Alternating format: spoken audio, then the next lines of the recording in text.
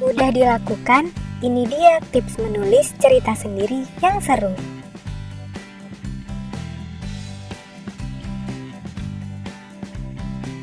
Teman-teman pasti tahu kan cerita yang ada di majalah Bobo? Ada keluarga Bobo, petualangan negeri dongeng, Bona gajah kecil berbelalai panjang, Paman Kikuk, serta cerpen dan dongeng lainnya. Ceritanya seru kan? Nah, sekarang bagaimana kalau kita membuat cerita sendiri? Bagaimana caranya ya? Yuk kita simak tipsnya.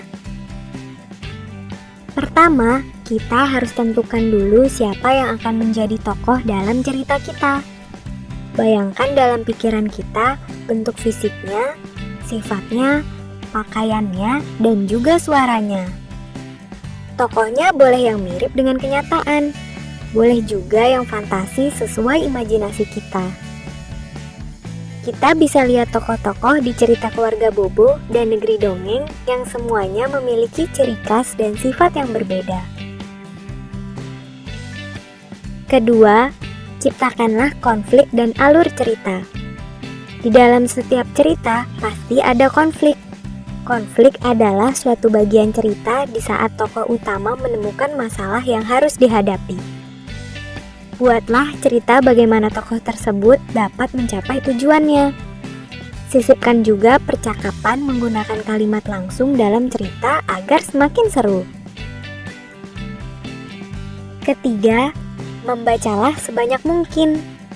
Membaca membuat kita memiliki banyak pengetahuan dan mengenal banyak kosakata. Menuangkan pikiran dalam bentuk tulisan juga jadi lebih mudah. Dengan membaca, kita jadi mudah mendapatkan ide baru.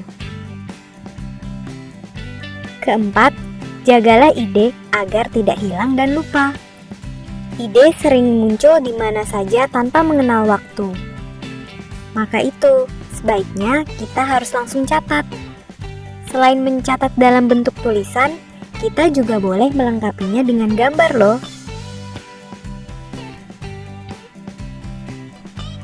Kelima, kita harus sering berlatih menulis.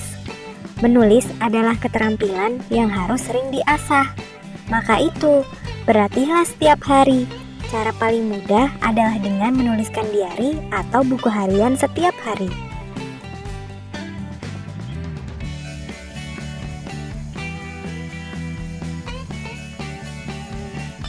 Nah, itulah beberapa tips untuk membuat cerita sendiri. Mudah kan? Terus berlatih dan jangan takut gagal ya. Selamat menulis cerita. Teman-teman, jangan lupa kunjungi website untuk anak ya, bobo.id. Like, comment, share, dan subscribe juga ke channel Bobo yuk.